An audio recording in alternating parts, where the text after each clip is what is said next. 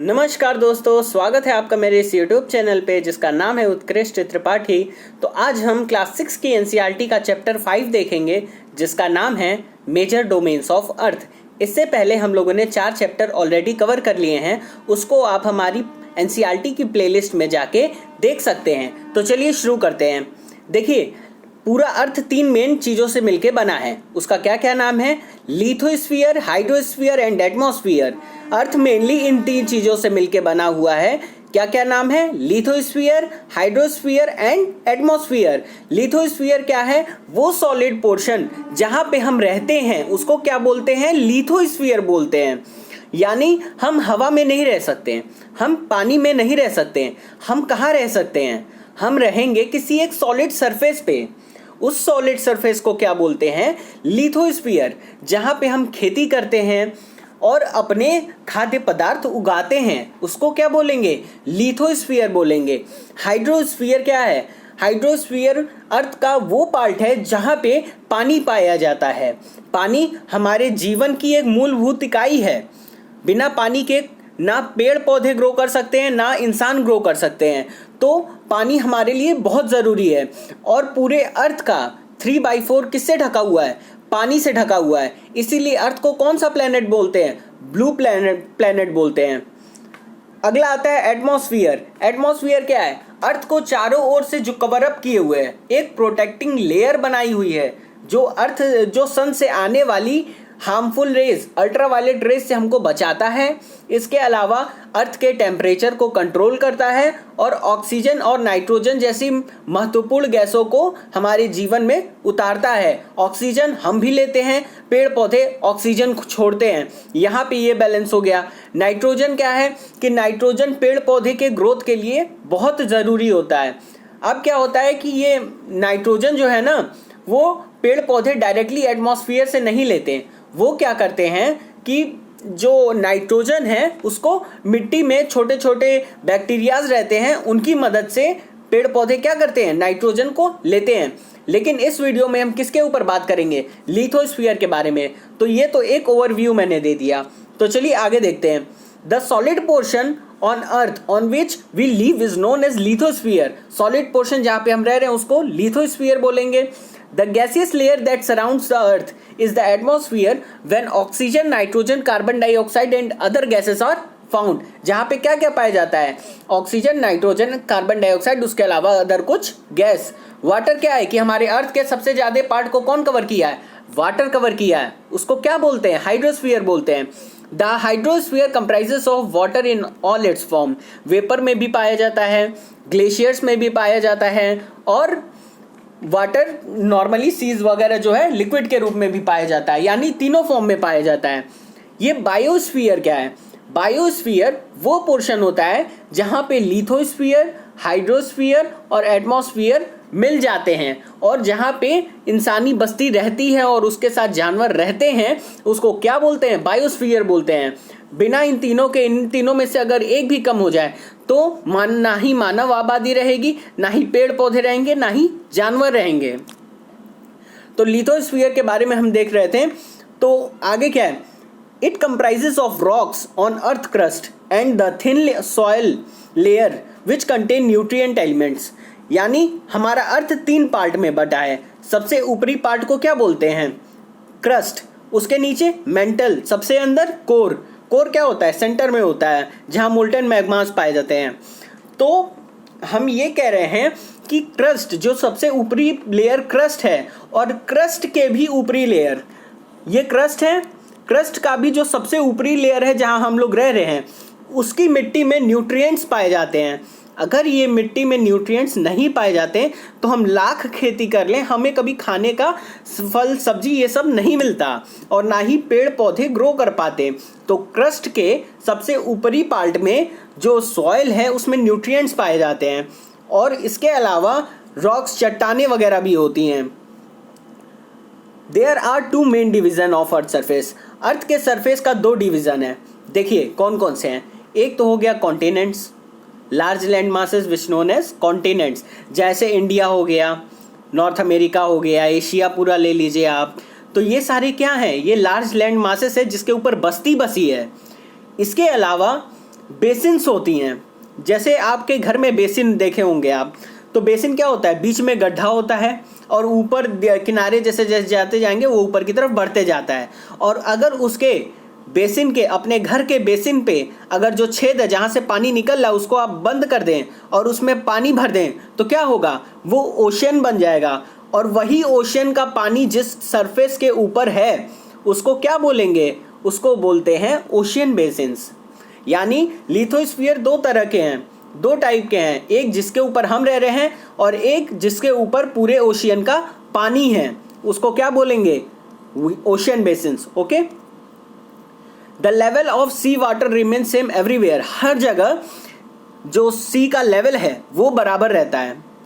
Elevation of land is measured from level of the sea which taken as zero, हम sea के level को क्या मानते हैं, जीरो एलिवेशन, और वहीं से सबकी हाइट ली जाती है। आप देखते होंगे कि माउंटेन की पीक हम कहते हैं कि 8000 मीटर की ऊंचाई पे है, इसकी हाईएस्ट पीक इतने हजार मीटर की ऊंचाई पे है, तो ये किसी एक रेफरेंस पॉइंट से लिया जाता होगा ना। ऐसा तो नहीं है कि हम इंडिया में हैं, हम जिस ज़मीन पे हैं खड़े हैं उस ज़मीन से हम हाइट नाप दिए, ऐसा नहीं होता। हम हमेशा हाइट लेते हैं सी का जो अपर पोर्शन है उससे हम लेते हैं, क्योंकि सी का लेवल हर जगह समान होता है, हर जगह सेम होता है, वो डिफर नहीं करता। इसलिए जितनी हाईएस्ट पीक्स हैं उसका लेवल हम कहाँ से लेते हैं, उसी सी लेवल से लेते हैं, और उसकी वैल्यू कितनी होती है, जीरो होती है।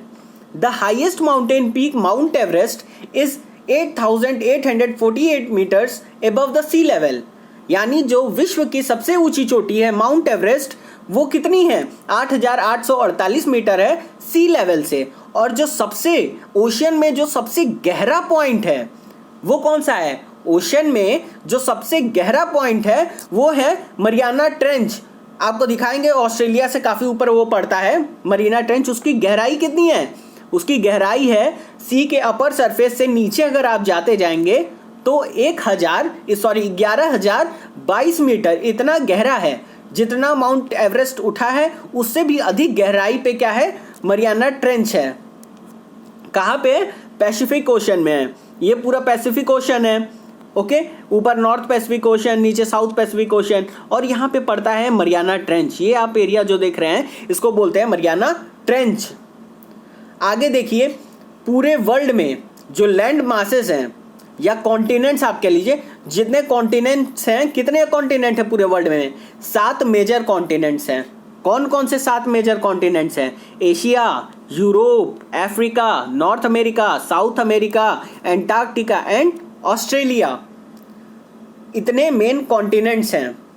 अब देखिए, अगर हम एरिया वाइज बात करें तो सबसे बड़े से सबसे छोटे की तरफ सीरीज क्या होगी, क्रम क्या होगा, सबसे बड़ा एशिया कॉन्टिनेंट, फिर अफ्रीका, फिर north America, south America, Antarctica, Europe and final Australia. इसमें ऑस्ट्रेलिया क्या है, चारों तरफ से पानी से घिरा हुआ है। ओके, तो हम क्या बोल रहे हैं, हम बोले कि पूरे वर्ल्ड अर्थ पे जो मेन कॉन्टिनेंट्स हैं कितने हैं, 7 कॉन्टिनेंट्स मेन हैं। कौन कौन से, Asia, Europe, Africa, north America, south America, Antarctica and Australia.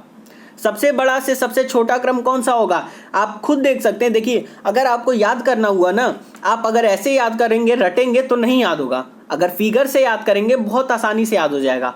सबसे बड़ा एशिया, फिर अफ्रीका, फिर नॉर्थ अमेरिका, साउथ अमेरिका, यानी ऐसे बढ़ रहे हैं। ओके, देन एंटार्क्टिका, फिर यूरोप, फिर ऑस्ट्रेलिया।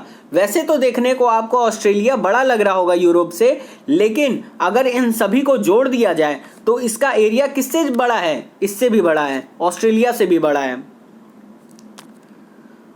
और ये वर्ल्ड में कुछ माउंटेन्स हैं, माउंटेन्स का तो पूरा अलग से चैप्टर होगा, बस आपको ऐसे ही दिखा दे रहा हूँ। देखिए, यहाँ पे यूराल रेंजेस है। एशिया यूरोप से किससे अलग होता है, ये यूराल रेंजेस से अलग होता है। यूराल माउंटेन आप देख रहे हैं, ये एशिया को यूरोप से अलग करता है। एटलस माउंटेन्स कहाँ हैं, अफ्रीका में। रॉकी माउंटेन कहाँ है, नॉर्थ अमेरिका में। और ये एंडीज है, विश्व की जो सबसे लंबी पर्वत श्रृंखला है वो कौन सी है, एंडीज। कहाँ पड़ता है, साउथ अमेरिका में। इसकी सबसे ऊंची चोटी कौन सी है, माउंट अकांकागुआ। ओके, ये सब आगे पढ़ाएंगे, बस आप देख लीजिए ये लैंड मासेस पूरे हैं। लिथोस्फीयर पढ़ रहे हैं तो देख लीजिए अच्छे से इसे। ओके, आगे बढ़ते हैं। Continents, there are 7 major continents, मैंने बता दिया ये। चलिए अब सारे कॉन्टिनेंट्स के बारे में ना एक एक चीज़ पढ़ते हैं।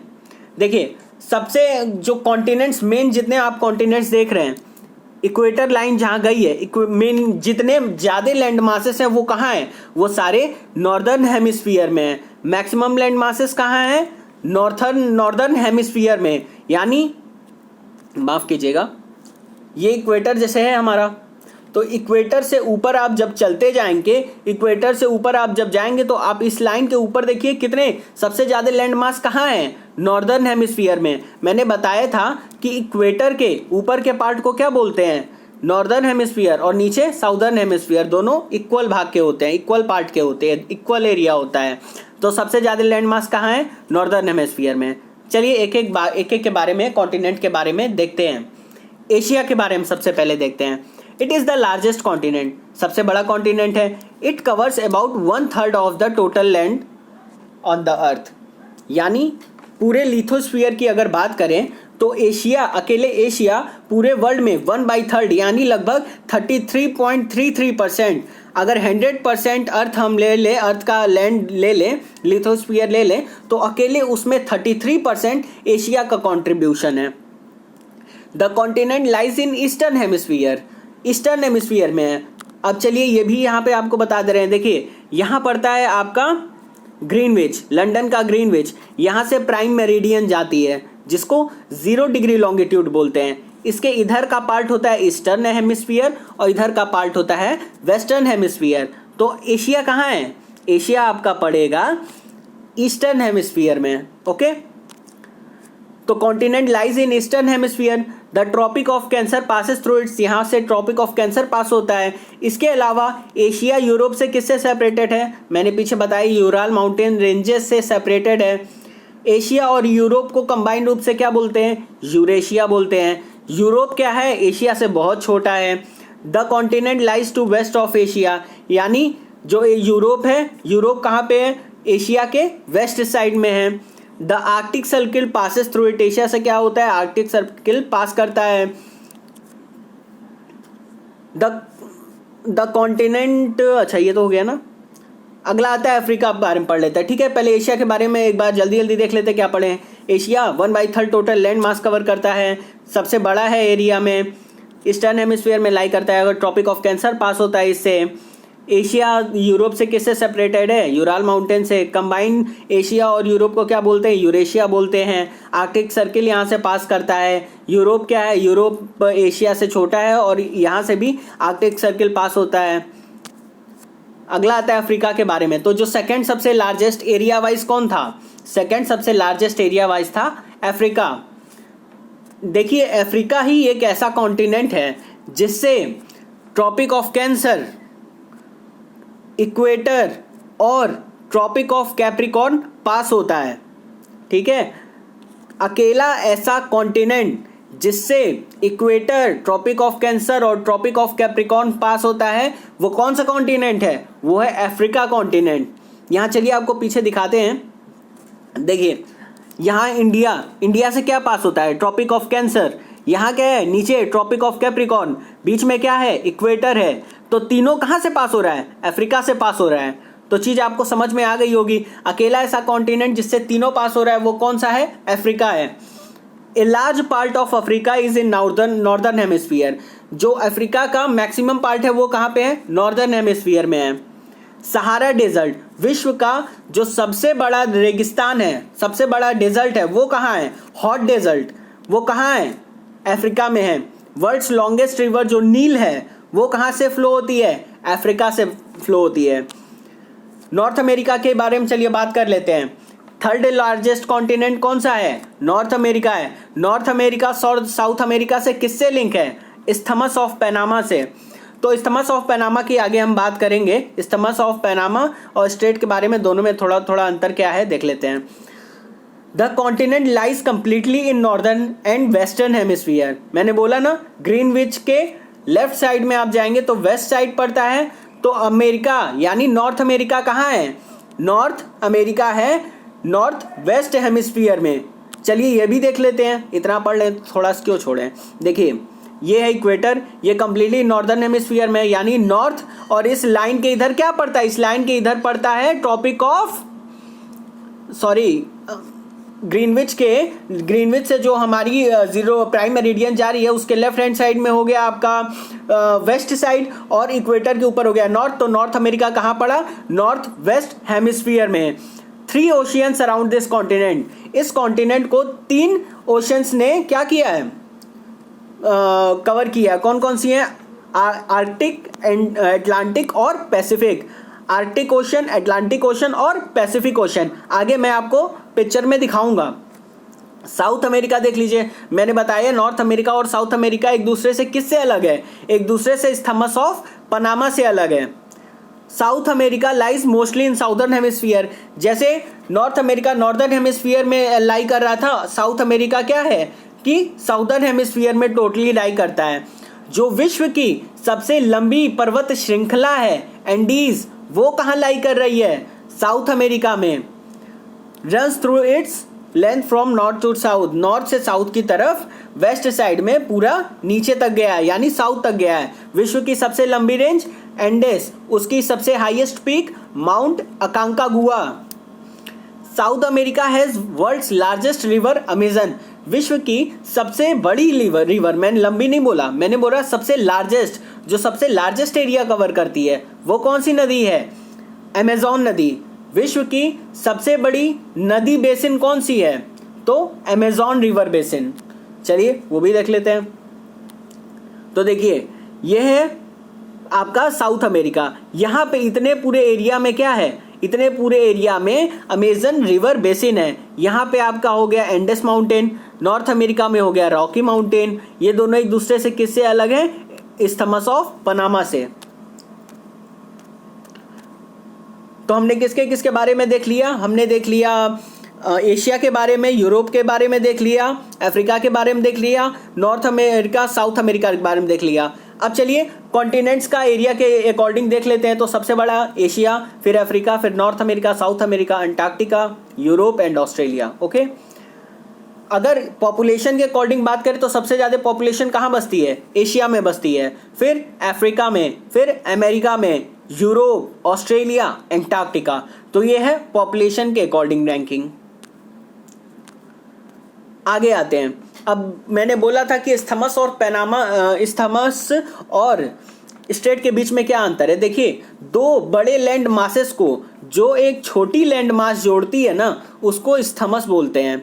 इसके अलावा जो 2 लैंड मासेस के बीच से पतली रिवर या पतली जो नैरो स्ट्रिप है रिवर की या ओशियन की, उसको क्या बोलते हैं, स्ट्रेट बोलते हैं। जो बड़ी ओशियन मासेस को जोड़ने वाली जो एक पतली सी मास होती है किसकी, वाटर की, उसको क्या बोलते हैं, स्ट्रेट बोलते हैं। यानी 2 बड़े लैंड मास को जोड़ने वाली एक पतली स्ट्रिप लैंड की क्या बोलते हैं, इस्थमस बोलते हैं। और 2 बड़े ओशियंस को जोड़ने वाले एक पतले से ओशियन को या फिर रिवर कह लीजिए, उसको क्या बोलेंगे, स्ट्रेट बोलते हैं।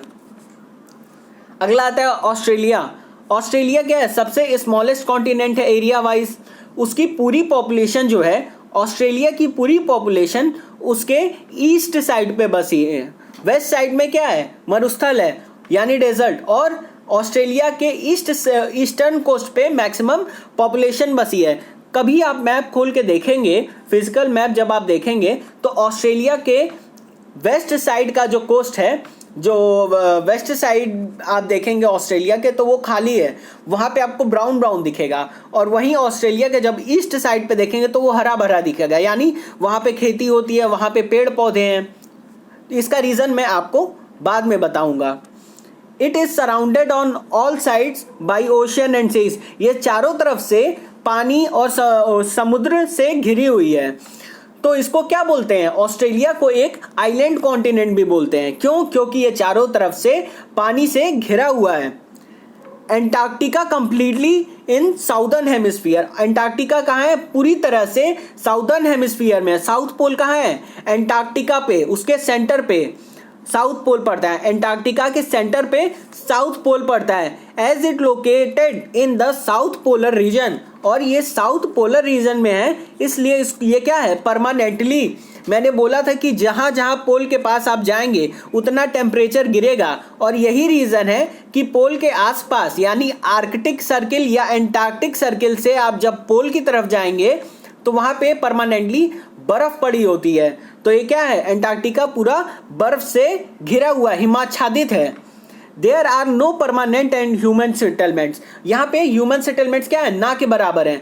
क्यों? क्योंकि इतनी ठंडी में वहाँ पे सरवाइव नहीं कर सकते। वहाँ कुछ ऐसी ट्राइब्स पाई जाती हैं जो बर्फ़ के घर बना के वहाँ रहती हैं। इन सब के बारे में हम आगे पढ़ेंगे।